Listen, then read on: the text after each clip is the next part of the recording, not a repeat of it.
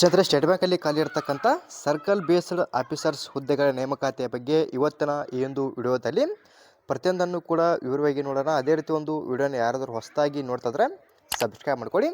ಈ ಒಂದು ಸ್ಟೇಟ್ ಬ್ಯಾಂಕಲ್ಲಿ ಖಾಲಿ ಇರತಕ್ಕಂಥ ಈ ಒಂದು ಹುದ್ದೆಗಳಿಗೆ ಸಂಬಂಧಪಟ್ಟಂತೆ ಅರ್ಜಿನ ಸಲ್ಲಿಸೋದಕ್ಕೆ ಯಾವ ರೀತಿ ಕ್ವಾಲಿಫಿಕೇಷನ್ ಆಗಿರಬೇಕು, ವಯೋಮಿತಿ, ಸೆಲೆಕ್ಷನ್ ಪ್ರೊಸೆಸ್ ಮತ್ತು ಇನ್ನಿತರ ಮಾಹಿತಿಯ ಬಗ್ಗೆ ನಾವಿಲ್ಲಿ ಪ್ರತಿಯೊಂದನ್ನು ಕೂಡ ಈಗ ವಿವರವಾಗಿ ನೋಡ್ತಾ ಹೋಗೋಣ. ಇಲ್ಲಿ ಮೊದಲಾಗಿ ಅರ್ಜಿ ಸಲ್ಲಿಸುವ ಪ್ರಾರಂಭ ದಿನಾಂಕ ಬಂದ್ಬಿಟ್ಟು 9/5/2025 ಅಪ್ಲಿಕೇಶನ್ ಸ್ಟಾರ್ಟ್ ಆಗುತ್ತಾ. ಈ ಒಂದು ಡೇಟಿಂದ ನೀವು ಇಲ್ಲಿ 29/5/2025 ತನಕ ಅಪ್ಲಿಕೇಶನ್ನ ಹಾಕ್ಬೋದು. ಇನ್ನು ಯಾವ ರೀತಿ ಅಪ್ಲಿಕೇಶನ್ನ ಹಾಕ್ಬೇಕಂದ್ರೆ ಆನ್ಲೈನ್ ಮೂಲಕ ಅಪ್ಲಿಕೇಶನ್ನ ಹಾಕ್ಬೋದು. ಒಂದು ಅಪ್ಲೈ ಮಾಡೋ ಲಿಂಕನ್ನು ನಮ್ಮ ಟೆಲಿಗ್ರಾಮ್ ಗ್ರೂಪಲ್ಲಿ ಕೊಟ್ಟಿರ್ತೀನಿ. ಎಲಿಜಿಬಲ್ ಆಗಿರ್ತಕ್ಕಂಥ ಅಭ್ಯರ್ಥಿಗಳು ಡೈರೆಕ್ಟಾಗಿ ನೀವು ಇಲ್ಲಿ ಅರ್ಜಿನ ಸಲ್ಲಿಸ್ಬೋದಾಗಿರುತ್ತೆ. ಇನ್ನು ಇದಾದಮೇಲೆ ಇಲ್ಲಿ ಒಂದು ಆನ್ಲೈನ್ ಎಕ್ಸಾಮಿನೇಷನ್ ಬಂದ್ಬಿಟ್ಟು ಯಾವ ಒಂದು ಮಂತಲ್ಲಿ ಬರುತ್ತಾ ಅದ್ರ ಬಗ್ಗೆಯೂ ಕೂಡ ಮಾಹಿತಿಯನ್ನು ಕೊಟ್ಟಿರ್ತಾರೆ. ಜುಲೈ 2025 ಒಂದು ಆನ್ಲೈನ್ ಟೆಸ್ಟ್ ಕೂಡ ಇದೆ ಅಂತ ಅವರು ತಾತ್ಕಾಲಿಕವಾಗಿ ಒಂದು ಮಂತನ್ನು ಕೂಡ ಇಲ್ಲಿ ಕೊಟ್ಟಿರ್ತಕ್ಕಂಥದ್ದು. ಇನ್ನು ಇದಾದಮೇಲೆ ಇಲ್ಲಿ ಖಾಲಿರ್ತಕ್ಕಂಥ ಹುದ್ದೆಗಳಿಗೆ ಸಂಬಂಧಪಟ್ಟಂತೆ ಅಪ್ಲಿಕೇಶನ್ನ ಹಾಕಿದರೆ ಯಾವ ರೀತಿ ಒಂದು ಆಯ್ಕೆ ವಿಧಾನ ಇರುತ್ತೆ ಅದ್ರ ಬಗ್ಗೆಯೂ ಕೂಡ ಮಾಹಿತಿಯನ್ನು ಕೊಟ್ಟಿದ್ದಾರೆ. ಇಲ್ಲಿ ಮೊದಲಾಗಿ ಆನ್ಲೈನ್ ಎಕ್ಸಾಮಿನೇಷನ್ ಇರುತ್ತೆ. ಆನ್ಲೈನ್ ಎಕ್ಸಾಮಿನೇಷನಲ್ಲಿ ಕ್ವಾಲಿಫೈಡ್ ಆದಮೇಲೆ ಸ್ಕ್ರೀನಿಂಗ್ ಆ್ಯಂಡ್ ಇಂಟರ್ವ್ಯೂನು ಕೂಡ ಇಲ್ಲಿ ಇರುತ್ತೆ. ಇದಾದಮೇಲೆ ಇಲ್ಲಿ ನಾಲ್ಕನೇದಾಗಿ ಲೋಕಲ್ ಲ್ಯಾಂಗ್ವೇಜ್ ಪ್ರಿಪರೇಷನ್ ಟೆಸ್ಟ್ ಅಂತ ಕೊಟ್ಟಿರ್ತಾರಲ್ಲ, ಇಲ್ಲಿ ಈ ರೀತಿಯಾಗಿರೋ ಟೋಟಲಾಗಿ 4 ಹಂತಗಳಲ್ಲಿ ಆಯ್ಕೆಯನ್ನು ಮಾಡ್ಕೊಳ್ತಕ್ಕಂಥದ್ದು. ಇನ್ನು ಇದಾದಮೇಲೆ ಸ್ಟೇಟ್ ವೈಸು ಮತ್ತು ಒಂದು ಕ್ಯಾಟಗರಿ ಆಧಾರದ ಮೇಲೆ ಖಾಲಿರ್ತಕ್ಕಂಥ ಹುದ್ದೆಗಳ ಸಂಖ್ಯೆ ಬಗ್ಗೆ ಕೆಳಗಡೆಯಲ್ಲಿ ಮಾಹಿತಿಯನ್ನು ಕೊಟ್ಟಿದ್ದಾರೆ. ಇಲ್ಲಿ ಮೇನಾಗಿ ನಮ್ಮ ಕರ್ನಾಟಕ ರಾಜ್ಯಕ್ಕೆ ಸಂಬಂಧಪಟ್ಟಂತೆ ಎಷ್ಟೆಷ್ಟು ವೇಕೆನ್ಸಿಗಳು ಖಾಲಿದಾವ ಅದ್ರ ಬಗ್ಗೆ ನಾವಿಲ್ಲಿ ಮಾಹಿತಿಯನ್ನು ನೋಡ್ತಾ ಹೋಗೋಣ. ಇಲ್ಲಿ ಸ್ಟೇಟ್ ವೈಸ್ ಅವರು ವೇಕೆನ್ಸಿಗಳನ್ನು ಕೊಟ್ಟಿರ್ತಾರೆ. ನೀವು ಡೈರೆಕ್ಟಾಗಿ ಕೆಳಗಡೆ ಸ್ವೈಪ್ ಮಾಡ್ತಾ ಬಂದ್ರೆ ಇಲ್ಲಿ ಅವರು ನಮ್ಮ ಕರ್ನಾಟಕ ರಾಜ್ಯಕ್ಕೆ ಸಂಬಂಧಪಟ್ಟಂತೆ ಕೊಟ್ಟಿರ್ತಾರೆ. ಅಂದರೆ ಯಾವ ಒಂದು ಸಿಟಿ ಅಥವಾ ಯಾವ ಒಂದು ಸರ್ಕಲಲ್ಲಿ ಹುದ್ದೆಗಳು ಖಾಲಿ ಇರ್ತಾವಲ್ಲ ಅದರ ಬಗ್ಗೆ ಅವರು ಮಾಹಿತಿಯನ್ನು ಕೊಟ್ಟಿರ್ತಾರೆ. ನಮ್ಮ ಕರ್ನಾಟಕದಲ್ಲಿ ಬೆಂಗಳೂರು ಸರ್ಕಲಲ್ಲಿ ಹುದ್ದೆಗಳನ್ನು ಕೊಟ್ಟಿದ್ದಾರೆ. ಇನ್ನು ಇದಾದಮೇಲೆ ಇಲ್ಲಿ ಕ್ಯಾಟಗರಿ ಆಧಾರದ ಮೇಲೆ ಖಾಲಿ ಇರ್ತಕ್ಕಂಥ ಹುದ್ದೆಗಳ ಸಂಖ್ಯೆ ಬಗ್ಗೆ ನೋಡ್ತಾ ಹೋದ್ರೆ ಇಲ್ಲಿ SCಯಲ್ಲಿ 37, STಯಲ್ಲಿ 18, OBCಯಲ್ಲಿ 67, PWSಲ್ಲಿ 25, ಇನ್ನು ಜನರಲಲ್ಲಿ 103 ಹುದ್ದೆಗಳನ್ನು ಕೊಟ್ಟಿದ್ದಾರೆ. ಟೋಟಲಾಗಿ ನಮ್ಮ ಕರ್ನಾಟಕ ರಾಜ್ಯಕ್ಕೆ ಸಂಬಂಧಪಟ್ಟಂತೆ 250 ಹುದ್ದೆಗಳನ್ನು ಇಲ್ಲಿ ಕೊಟ್ಟಿರ್ತಕ್ಕಂಥದ್ದು. ಯಾರೆಲ್ಲ ಇಲ್ಲಿ ಖಾಲಿ ಇರ್ತಕ್ಕಂಥ ಹುದ್ದೆಗಳಿಗೆ ಸಂಬಂಧಪಟ್ಟಂತೆ ಅರ್ಜಿನ ಸಲ್ಲಿಸ್ಬೇಕಂತ ಅಂದ್ಕೊಂಡಿರ್ತಾರೆ, ನಿಮ್ಮ ಕ್ಯಾಟಗರಿ ಆಧಾರದ ಮೇಲೆ ಖಾಲಿ ಇರ್ತಕ್ಕಂಥ ಹುದ್ದೆಗಳ ಸಂಖ್ಯೆಯನ್ನು ಚೆಕ್ ಮಾಡ್ಕೊಂಡು ಅರ್ಜಿನ ಸಲ್ಲಿಸ್ಬೋದು. ಇದಲ್ಲದೆ ಸಪ್ರೇಟಾಗಿ PWBD ಅಭ್ಯರ್ಥಿಗಳಿಗೆ ಸಂಬಂಧಪಟ್ಟಂತೆ ಕೂಡ ಎಷ್ಟೆಷ್ಟು ವೇಕೆನ್ಸಿಗಳು ಖಾಲಿದಾವ ಅದ್ರ ಬಗ್ಗೆಯೂ ಕೂಡ ಮಾಹಿತಿಯನ್ನು ಕೊಟ್ಟಿದ್ದಾರೆ. ಅದನ್ನು ಕೂಡ ನೀವು ಇಲ್ಲಿ ಚೆಕ್ ಮಾಡ್ಕೋಬೋದು. ಇನ್ನು ಬ್ಯಾಕ್ಲಾಗಲ್ಲಿ ಕೂಡ ಎಷ್ಟೆಷ್ಟು ವೇಕೆನ್ಸಿಗಳನ್ನು ಕೊಟ್ಟಿದ್ದಾರೆ ಅಂದ್ರೆ ಬ್ಯಾಕ್ಲಾಗಲ್ಲಿ 39 ಹುದ್ದೆಗಳನ್ನು ಕೊಟ್ಟಿದ್ದಾರೆ. ಇನ್ನು ಸಪ್ರೇಟಾಗಿ PWBD ಅಭ್ಯರ್ಥಿಗಳಿಗೆ ಸಂಬಂಧಪಟ್ಟಂತೆ ಕೂಡ ಬ್ಯಾಕ್ಲಾಗಲ್ಲಿ ಅವರು ಹುದ್ದೆಗಳನ್ನು ಕೊಟ್ಟಿರ್ತಕ್ಕಂಥದ್ದು. ಈ ರೀತಿಯಾಗಿ ನೀವು ಇಲ್ಲಿ ಯಾರೆಲ್ಲ ಅರ್ಜಿನ ಸಲ್ಲಿಸ್ಬೇಕಂತ ಅನ್ಕೊಂಡಿರ್ತೀರಿ, ನಿಮ್ಮ ಕ್ಯಾಟಗರಿ ಆಧಾರದ ಮೇಲೆ ಖಾಲಿ ಇರ್ತಕ್ಕಂಥ ಹುದ್ದೆಗಳ ಸಂಖ್ಯೆನ ಚೆಕ್ ಮಾಡ್ಕೊಂಡು ಅರ್ಜಿನ ಸಲ್ಲಿಸಬೇಕಾಗತ್ತೆ. ಇದು ನಮ್ಮ ಕರ್ನಾಟಕ ರಾಜ್ಯಕ್ಕೆ ಸಂಬಂಧಪಟ್ಟಂತೆ 250 ಹುದ್ದೆಗಳನ್ನು ಮಾತ್ರ ಕೊಟ್ಟಿದ್ದಾರೆ. ಇನ್ನು ಆಲ್ ಓವರ್ ಇಂಡಿಯಾದಲ್ಲಿ ಖಾಲಿ ಇರ್ತಕ್ಕಂಥ ಒಟ್ಟು ಹುದ್ದೆಗಳ ಸಂಖ್ಯೆ ಬಂದ್ಬಿಟ್ಟು 2600 ಹುದ್ದೆಗಳ ಆಲ್ ಓವರ್ ಇಂಡಿಯಾದಲ್ಲಿ ಖಾಲಿ ಇರ್ತಕ್ಕಂಥ ಒಟ್ಟು ಹುದ್ದೆಗಳ ಸಂಖ್ಯೆ ಆಗಿರುತ್ತೆ. ಇನ್ನು ಇದಾದಮೇಲೆ ಇಲ್ಲಿ ಖಾಲಿರ್ತಕ್ಕಂಥ ಹುದ್ದೆಗಳಿಗೆ ಸಂಬಂಧಪಟ್ಟಂತೆ ಅರ್ಜಿನ ಸಲ್ಲಿಸೋದಕ್ಕೆ ಯಾವ ರೀತಿ ಕ್ವಾಲಿಫಿಕೇಷನ್ ಆಗಿರಬೇಕು ಅದರ ಬಗ್ಗೆ ನಾವು ಇಲ್ಲಿ ಮಾಹಿತಿಯನ್ನು ನೋಡ್ತಾ ಹೋದರೆ ಇಲ್ಲಿ ಯಾವುದೇ ಪದವಿ ಪಾಸ್ ಆಗಿರ್ತಕ್ಕಂಥವರು ಅರ್ಜಿನ ಸಲ್ಲಿಸ್ಬೋದಾಗಿರುತ್ತೆ. ಕರೆಕ್ಟಾಗಿ ಕ್ವಾಲಿಫಿಕೇಷನ್ ಚೆಕ್ ಮಾಡ್ಕೊಂಡು ಎಲಿಜಿಬಲ್ ಆಗಿರ್ತಕ್ಕಂಥವರು ಅರ್ಜಿನ ಸಲ್ಲಿಸ್ಬೋದು. ಇದು ಕ್ವಾಲಿಫಿಕೇಷನ್ನ ಬಗ್ಗೆ ಮಾಹಿತಿ ಆಯಿತು. ಇನ್ನು ವಯೋಮಿತಿ ಬಂದ್ಬಿಟ್ಟು ಕನಿಷ್ಠವಾಗಿ 21 ವರ್ಷ ಆಗಿರಬೇಕು, ಗರಿಷ್ಠವಾಗಿ 30 ವರ್ಷದ ಒಳಗಡೆ ಇರ್ತಕ್ಕಂಥವರು ಅರ್ಜಿನ ಸಲ್ಲಿಸ್ಬೋದು. ಇದಲ್ಲದೆ ಸಪ್ರೇಟಾಗಿ SC ಮತ್ತು ST ಅವರಿಗೆ ಸಂಬಂಧಪಟ್ಟಂತೆ 5 ವರ್ಷದ ತನಕ ವಯೋಮಿತಿ ಸಲ್ಲಿಕೆ ಸಿಗುತ್ತೆ.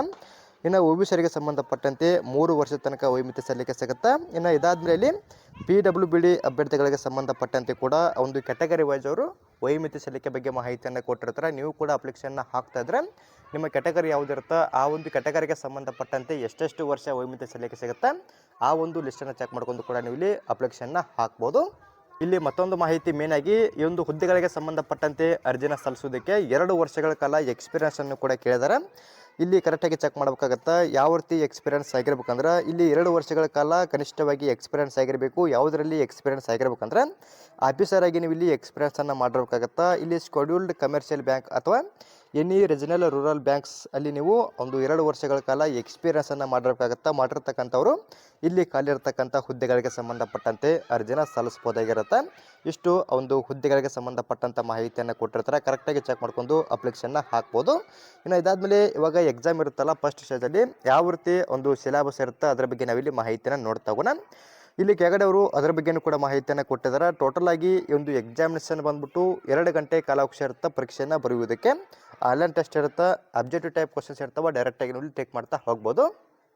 ಇನ್ನು ಯಾವ ರೀತಿ ಸಿಲೆಬಸಸ್ ಇರ್ತಂದ್ರೆ ಟೋಟಲಾಗಿ ಇಲ್ಲಿ 4 ಸೆಕ್ಷನ್ಗಳನ್ನ ಮಾಡಿದಾರೆ. 120 ಕ್ವಶನ್ಸ್ ಇರ್ತಾವೆ. 120 ಮಾರ್ಕ್ಸಿಗೆ ಎಕ್ಸಾಮನ್ನು ಬರೀಬೇಕಾಗತ್ತೆ.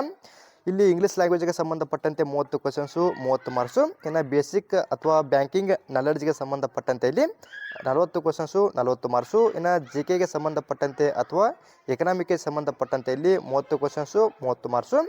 ಇನ್ನು ಕಂಪ್ಯೂಟರ್ ಆ್ಯಪ್ಟಿಟ್ಯೂಡ್ಗೆ ಸಂಬಂಧಪಟ್ಟಂತೆ 20 ಕ್ವಶನ್ಸು 20 ಮಾರ್ಕ್ಸು. ಟೋಟಲಾಗಿ 120 ಕ್ವಶನ್ಸ್ ಇರ್ತವೆ. 120 ಮಾರ್ಕ್ಸಿಗೆ ಎಕ್ಸಾಮನ್ನು ಬರೀಬೇಕಾಗತ್ತೆ. ಈ ಒಂದು ಎಕ್ಸಾಮನ್ನು ಬರೆಯೋದಕ್ಕೆ 2 ಗಂಟೆಗಳ ಕಾಲಾವಕಾಶವನ್ನು ಕೊಟ್ಟಿರ್ತಾರೆ. ಇನ್ನು ಇದಾದಮೇಲೆ ಇಲ್ಲಿ ಡಿಸ್ಕ್ರಿಪ್ಟಿವ್ ಟೆಸ್ಟ್ ಕೂಡ ಇರುತ್ತೆ. ಇಲ್ಲಿ ಕೆಳಗಡೆ ಅವರು ಅದರ ಬಗ್ಗೆಯೂ ಕೂಡ ಮಾಹಿತಿಯನ್ನು ಕೊಟ್ಟಿದ್ದಾರೆ. ಇಲ್ಲಿ ಈ ಒಂದು ಎಕ್ಸಾಮ್ಗೆ ಸಂಬಂಧಪಟ್ಟಂತೆ 30 ನಿಮಿಷ ಕಾಲಾವಕಾಶ ಇರುತ್ತೆ. ಈ ಒಂದು ಪರೀಕ್ಷೆಯನ್ನು ನೀವು ಇಲ್ಲಿ ಇಂಗ್ಲೀಷ್ ಲ್ಯಾಂಗ್ವೇಜಲ್ಲಿ ಮಾತ್ರ ಬರೆಯೋದಕ್ಕೆ ಕಾಲಾವಕಾಶವನ್ನು ಕೊಟ್ಟಿರ್ತಾರೆ. ಇಲ್ಲಿ ಲೆಟರ್ ರೈಟಿಂಗ್ ಮತ್ತು ಎಸ್ಸೆ ಇರುತ್ತೆ. ಇಲ್ಲಿ 2 ಕ್ವಶನ್ಸ್ಗಳು ಇರ್ತವೆ. 50 ಮಾರ್ಕ್ಸಿಗೆ ಎಕ್ಸಾಮನ್ನು ಬರೀಬೇಕಾಗತ್ತೆ.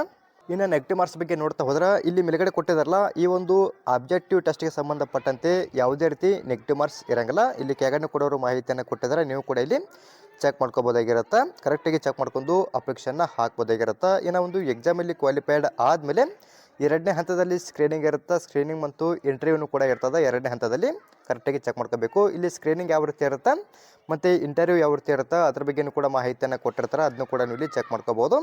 ಇನ್ನು ಇದಾದಮೇಲೆ ಅವರು ಫೈನಲ್ ಆಗಿರ್ತಕ್ಕಂಥ ಮೆರಿಟನ್ನು ಬಿಡುಗಡೆ ಮಾಡ್ತಾರೆ. ಇದಾದಮೇಲೆ ಇಲ್ಲಿ ಲೋಕಲ್ ಲ್ಯಾಂಗ್ವೇಜ್ ಟೆಸ್ಟು ಕೂಡ ಇರುತ್ತೆ.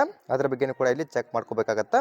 ಅಂದರೆ ನೀವು ಇಲ್ಲಿ ಯಾವ ಒಂದು ರಾಜ್ಯದಲ್ಲಿ ಖಾಲಿ ಇರ್ತಕ್ಕಂಥ ಹುದ್ದೆಗಳಿಗೆ ಅರ್ಜಿನ ಸಲ್ಲಿಸಿರ್ತೀರಿ ಆ ಒಂದು ರಾಜ್ಯದ ಲೋಕಲ್ ಲ್ಯಾಂಗ್ವೇಜು ಕೂಡ ನಿಮಗೆ ಗೊತ್ತಿರಬೇಕಾಗತ್ತೆ. ಗೊತ್ತಿದ್ದರೆ ಸಾಕು ಈ ಒಂದು ಟೆಸ್ಟಲ್ಲಿ ಕೂಡ ನೀವು ಇಲ್ಲಿ ಈಸಿಯಾಗಿ ಕ್ವಾಲಿಫೈಡ್ ಆಗ್ಬೋದು. ಇನ್ನು ಅದಾದಮೇಲೆ ಇಲ್ಲಿ ಡೈರೆಕ್ಟಾಗಿ ಅವರು ಫೈನಲ್ ಆಗಿರ್ತಕ್ಕಂಥ ಮೆರಿಟನ್ನು ಬಿಡುಗಡೆ ಮಾಡ್ತಕ್ಕಂಥದ್ದು. ಇಷ್ಟು ಒಂದು ಹುದ್ದೆಗಳಿಗೆ ಸಂಬಂಧಪಟ್ಟಂಥ ಮಾಹಿತಿಯನ್ನು ಕೊಟ್ಟಿದ್ದಾರೆ. ಇನ್ನು ಬೇಸಿಕ್ ಪೇ ಬಗ್ಗೆ ನೋಡ್ತಾ ಹೋದರೆ 48,480 ರೂಪಾಯಿಂದ ಒಂದು ಬೇಸಿಕ್ ಪೇ ಇರುತ್ತೆ. ಕರೆಕ್ಟಾಗಿ ಚೆಕ್ ಮಾಡ್ಕೊಳ್ಳಿ. ಇನ್ನು ಇದಾದಮೇಲೆ ಇಲ್ಲಿ ಖಾಲಿ ಇರ್ತಕ್ಕಂಥ ಹುದ್ದೆಗಳಿಗೆ ಸಂಬಂಧಪಟ್ಟಂತೆ ಅಪ್ಲಿಕೇಶನ್ ಫೀ ಕೂಡ ಇರುತ್ತೆ. ಯಾವ ರೀತಿ ಅಪ್ಲಿಕೇಶನ್ ಫೀ ಇದೆ ಅಂದರೆ ಇಲ್ಲಿ ಜನರಲ್ಲು EWS ಮತ್ತು OBC ಅಭ್ಯರ್ಥಿಗಳಿಗೆ ಸಂಬಂಧಪಟ್ಟಂತೆ 750 ರೂಪಾಯಿ ಪೇ ಇರುತ್ತೆ. ಇನ್ನು SC ST ಮತ್ತು PWBD ಅಭ್ಯರ್ಥಿಗಳಿಗೆ ಸಂಬಂಧಪಟ್ಟಂತೆ ಯಾವುದೇ ರೀತಿ ಅಪ್ಲಿಕೇಶನ್ ಫೀ ಇರೋಂಗಿಲ್ಲ. ಡೈರೆಕ್ಟಾಗಿ ನೀವು ಇಲ್ಲಿ ಅರ್ಜಿನ ಸಲ್ಲಿಸ್ಬೋದು. ಇನ್ನೊಂದು ಅಪ್ಲೈ ಮಾಡೋ ಲಿಂಕನ್ನು ಕೂಡ ನಮ್ಮ ಟೆಲಿಗ್ರಾಮ್ ಗ್ರೂಪಲ್ಲಿ ಕೊಟ್ಟಿರ್ತೀನಿ. ಎಲಿಜಿಬಲ್ ಆಗಿರ್ತಕ್ಕಂಥವ್ರು ಆ ಒಂದು ಲಿಂಕ್ ಮೇಲೆ ಕ್ಲಿಕ್ ಮಾಡ್ಕೊಂಡು ಅರ್ಜಿನ ಸಲ್ಲಿಸ್ಬೋದು. ನಿಮ್ಗೇನಾದರೂ ಅರ್ಜಿನ ಸಲ್ಲಿಸೋದ್ರ ಬಗ್ಗೆ ಗೊತ್ತಾಗದಲ್ಲಿ ಇಲ್ಲಿ ಹೌ ಟು ಅಪ್ಲೈ ಅಂತ ಕೊಟ್ಟಿರ್ತಾರಲ್ಲ, ಇಲ್ಲಿ ಕೆಳಗಡೆ ಕೊಟ್ಟಿರ್ತಕ್ಕಂಥ ಹಂತಗಳನ್ನು ಫಾಲೋ ಮಾಡ್ಕೊಂಡು ಕೂಡ ನೀವು ಇಲ್ಲಿ ಅರ್ಜಿನ ಸಲ್ಲಿಸ್ಬೋದಾಗಿರುತ್ತೆ. ಅರ್ಜಿ ಸಲ್ಲಿಸುವ ಕೊನೆಯ ದಿನಾಂಕ ಬಂದ್ಬಿಟ್ಟು 29/5/2025 ತನಕ ಕಾಲಾವಕಾಶ ಇರುತ್ತೆ. ಈ ಒಂದು ದಿನಾಂಕದ ಒಳಗಡೆಗೆ ನೀವು ಇಲ್ಲಿ ಅರ್ಜಿನ ಸಲ್ಲಿಸ್ಬೋದು. ಇನ್ನು ಒಂದು ಹುದ್ದೆಗಳಿಗೆ ಸಂಬಂಧಪಟ್ಟಂತೆ ನಿಮ್ಗೇನಾದರೂ ಡೌಟ್ಗಳು ಅಥವಾ ಇನ್ನೂ ಹೆಚ್ಚಿನದಾಗಿರ್ತಕ್ಕಂಥ ಮಾಹಿತಿ ಬೇಕಿದ್ದರೆ ಕಮೆಂಟ್ ಮಾಡಿ. ಅದರ ಬಗ್ಗೆಯೂ ಕೂಡ ಮತ್ತಷ್ಟು ಮಾಹಿತಿನ ತಿಳಿಸ್ಕೊಡ್ತೀನಿ. ಇನ್ನು ಇಲ್ಲಿ ಆನ್ಲೈನ್ ಎಕ್ಸಾಮಿನೇಷನ್ ಸೆಂಟರ್ನು ಕೂಡ ಕೊಟ್ಟಿರ್ತಾರೆ. ನಮ್ಮ ಕರ್ನಾಟಕದಲ್ಲಿ ಎಲ್ಲೆಲ್ಲಿ ಎಕ್ಸಾಮಿನೇಷನ್ ಸೆಂಟರ್ಗಳು ಬರ್ತಾವಂದ್ರೆ ಬೆಂಗಳೂರು, ಹುಬ್ಬಳ್ಳಿ, ಧಾರವಾಡ, ಗುಲ್ಬರ್ಗ, ಮೈಸೂರನ್ನಾಗಿ ಅವರು ಸೆಂಟರ್ನ ಇಲ್ಲಿ ಕೊಟ್ಟಿರತಕ್ಕಂಥದ್ದು. ಈ ರೀತಿಯಾಗಿ ನೀವು ಇಲ್ಲಿ ಚೆಕ್ ಮಾಡ್ಕೊಳ್ಳಿ. ಇನ್ನು ನೀವು ಇಲ್ಲಿ ಒಂದು ಎಕ್ಸಾಮಿನೇಷನ್ ಸೆಂಟರ್ಗಳನ್ನ ಆನ್ಲೈನ್ ಮೂಲಕ ಅರ್ಜಿನ ಸಲ್ಲಿಸುವಾಗಲೇ ನಿಮಗೆ ನಿಯರೆಸ್ಟ್ ಆಗಿರತಕ್ಕಂಥ ಸೆಂಟರ್ನ ಪರ್ಪಸ್ ಆಗಿ ಕೊಟ್ಕೋಬೋದಾಗಿರುತ್ತೆ. ಅದೇ ರೀತಿ ಈ ಒಂದು ಮಾಹಿತಿ ತಮಗೆ ಇಷ್ಟವಾದಲ್ಲಿ ನಮ್ಮ ಚಾನಲ್ನ ಸಬ್ಸ್ಕ್ರೈಬ್ ಮಾಡ್ಕೊಳ್ಳಿ, ಹಾಗೆ ಲೈಕ್ ಮಾಡಿರಿ. ನಿಮ್ಮ ಸ್ನೇಹಿತರು ಕೂಡ ಶೇರ್ ಮಾಡಿ. ಅವರು ಕೂಡ ಇಲ್ಲಿ ಖಾಲಿ ಇರ್ತಕ್ಕಂಥ ಹುದ್ದೆಗಳಿಗೆ ಸಂಬಂಧಪಟ್ಟಂತೆ ಅರ್ಜಿನ ಸಲ್ಲಿಸಲಿ. ಅದೇ ರೀತಿ ಮತ್ತೆ ಮುಂದಿನ ವಿಡಿಯೋದಲ್ಲಿ ಭೇಟಿಯಾಗೋಣ. Thanks for watching.